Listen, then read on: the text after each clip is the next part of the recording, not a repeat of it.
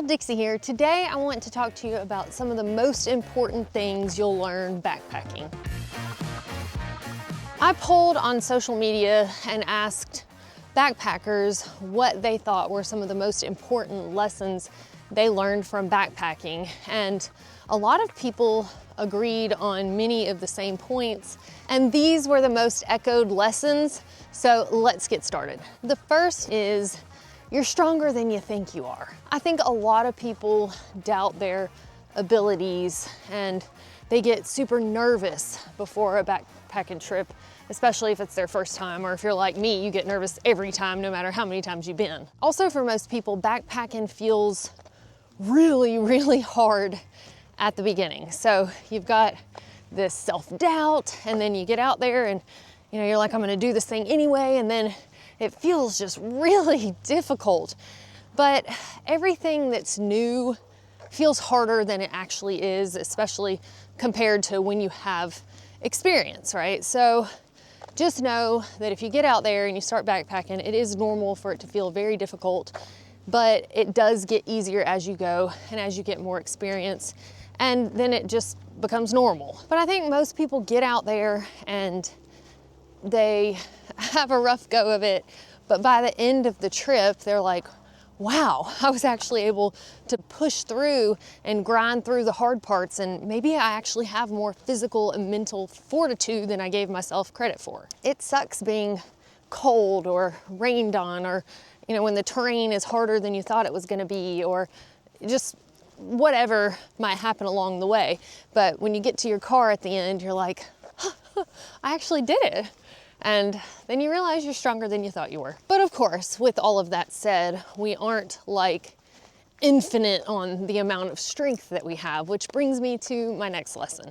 If it feels too hard, you're likely carrying more than you should. It pretty much never fails. The first backpacking trip up through like the 10th, at least, you're gonna carry too much gear, too much food, too much water, too much of something. And I still do this when I start a thru-hike. I usually start with too much food and water and maybe a couple items that I don't really need. But this is something that you fine tune along the way. You figure out what you truly personally need out on the trail, because it's different for everybody. And as you gain more experience, you lighten the load. That's just normal in the world of backpacking. But the reason I like this lesson so much is it doesn't only apply to the trail, but like a lot of these lessons, it applies to everyday life. Because if life feels too difficult, then you're likely carrying too much. You need to simplify. You need to offload things from your plate. And it can be so hard for us to do that. So I think that reminder is very important, that sometimes if life is not feeling fun or super manageable, then you have to let things go so you can get to that point, because we should be enjoying being out on the trail and we should be enjoying the journey of life. But on that note of simplicity, that's like the highlight of the next lesson that I want to mention, which is we need very little to be happy.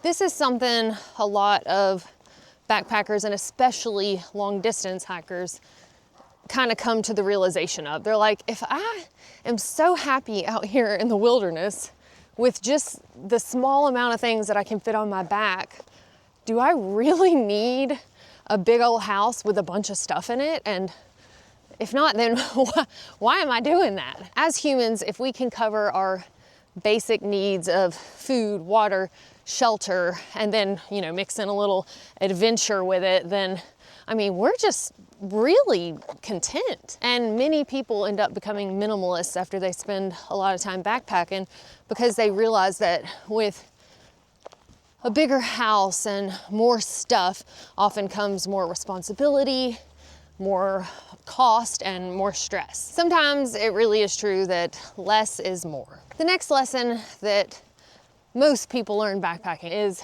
the peace of no contact. Most people's lives are so busy and noisy to the point that I don't think we really realize how desensitized we are to that and how little peace and quiet we actually get. Like the Grinch says, there's always noise, noise, noise. And on top of all of that, people expect you to be reachable 24/7 because we have cell phones in our pockets, and that's like, you know, the norm, that everybody's right there at each other's fingertips and, you know, you should respond. And whether it's emails or notifications from apps or text messages, it's just nonstop. So we rarely get time to recharge unless we plan and make time for it, because the way that the world works these days, you have to actually put effort into a recharge and rest from all of the busyness and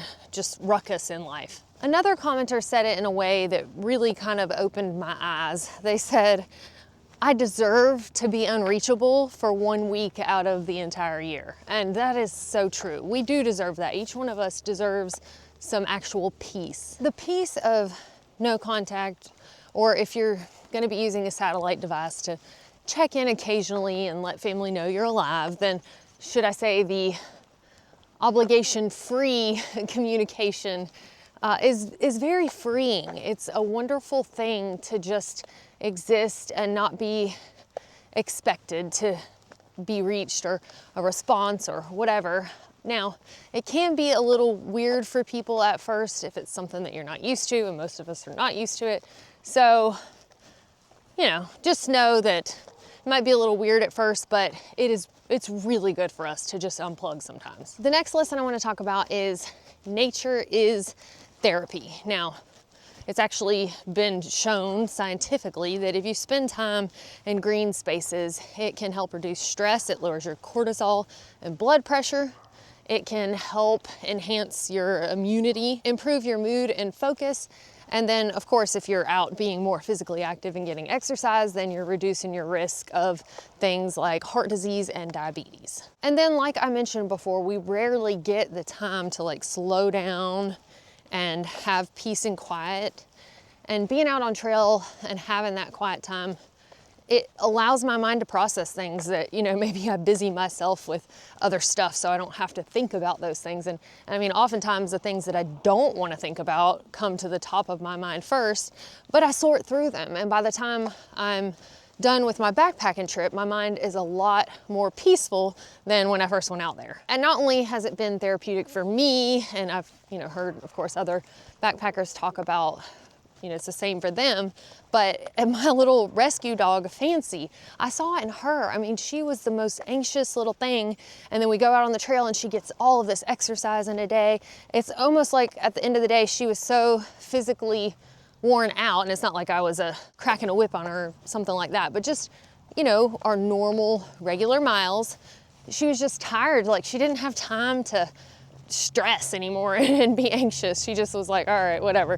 And she just became so much more chill, and it helped the two of us bond. So, you know, I feel like if it can happen with dogs, then that physical exertion probably helps humans a lot with anxiety too in the same way. Next, having the ability to escape inclement weather is a luxury.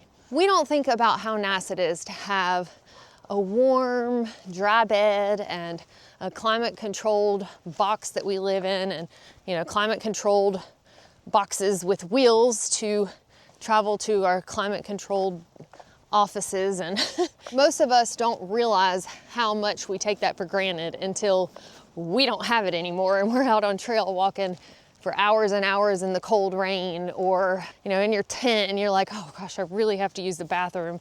But if I go out there to dig a cat hole right now, like, I'm gonna be soaked, and I just don't wanna do that. And so nothing will make you appreciate the comforts of life except for having them stripped away and being at the mercy of nature. Next is slow progress is still progress. I think a lot of us will have a certain expectation for what we want to do when we get out on trail, and maybe things didn't go as planned, the terrain was harder, you just weren't feeling as up to it, you decided you wanted to slow down and smell the roses a little bit more, or whatever, and we can kind of beat ourselves up like, oh, I didn't accomplish what I wanted to.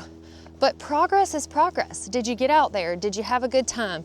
Did you get some nature therapy? Did you enjoy some beautiful sights and get some peace and quiet? Well, then you made progress. You did something good. And I think this is another one of those that really hits home in normal life, is that, you know, we may not move along with our goals in life as quickly as we want to, but progress, even if it's slow, is still progress. Next, learning to reassess and improvise is very important. Like I mentioned in the last lesson, a lot of folks will have a certain plan when they get to the trail, and that's great and all, but a lot of times there's gonna be some kind of hiccup along the way, and you will have to reassess and play it by ear and roll with the punches. But I feel like that is such an important skill to learn. And if you're not good at coping with changes in life that come up, the trail will certainly train you for that, because it's just the situation you find yourself in and you've got to figure it out. The next lesson I want to talk about is people live in harmony on trail. People from different walks of life, different political views, religious views, different altogether. And the internet would have you believe that if somebody thinks differently than you, that you must be enemies with them. And that's just not real life. That's people hiding behind their screens and being hateful because they don't have to look at the person that they're hurting. And out on trail, it's just a completely different world. People help each other. They don't ask one another who they voted for before they lend them something or give them a helping hand. It's just a wonderful thing to see and experience, because so much of us spend so much time on social media these days and we see the complete opposite. So being able to be out on trail and see people coexisting and really enjoying one another's company when they have completely different views is amazing. And last but not least, adventures are priceless. I feel like oftentimes we take our health for granted and our ability to go and do things like adventure. So when we have a hard day out there, we find ourselves griping and groaning and complaining about it. But we're never promised a life tomorrow. We're never promised health tomorrow, the ability to do things. So I feel like getting out there and soaking it in and recognizing just how lucky we are to be out there doing the adventure, the backpacking, and realizing that someday we might not have that, and we might look back on those hard days and really wish that we had them back. So when you get out there, just truly soak it all in and enjoy every bit of it, even the hard days. I think it's important that we remember that we should cherish every step that we get to take out there on trail. Well, that is all I have for y'all today. If you've got any other important lessons that you've learned while you've been out backpacking, please feel free to share those in the comments below. You just might encourage somebody to get out there that's been a little timid otherwise. Thank y'all so much for watching. If you found this video useful, feel free to share it with a friend, and we will see y'all next time.